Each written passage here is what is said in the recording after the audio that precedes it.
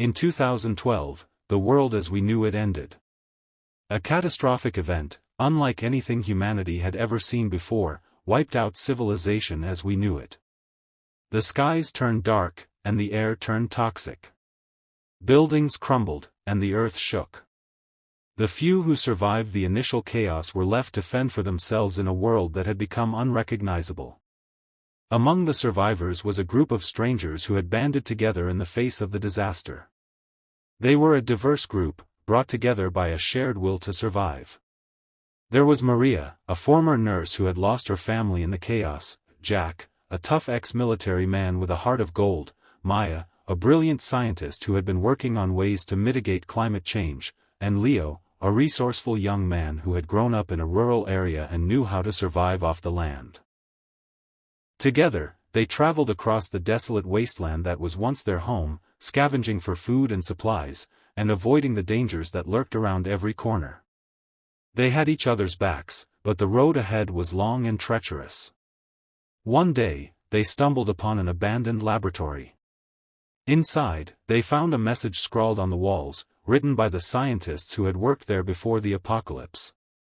It was a warning, of sorts, a message of hope and despair all rolled into one. According to the message, the apocalypse had been caused by a chain reaction of natural disasters that had been set off by human activity. But the scientists had discovered a way to reverse the damage, to bring back the world as it once was. Maria, Jack, Maya, and Leo were intrigued by the message. They decided to take a chance and try to find the scientists who had written it, hoping that they could help to reverse the damage that had been done. Their journey was long and difficult, but eventually, they found the scientists. They were a group of brilliant minds who had survived the apocalypse by taking refuge underground. They had been working tirelessly to develop a way to reverse the damage that had been done, but they were running out of time.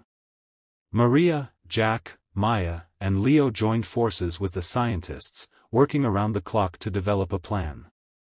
They had to act fast, as the damage was irreversible within a matter of months. Together, they built a machine that could purify the air, and they set out to deploy it across the world. As they continued their journey, the group faced even more challenges.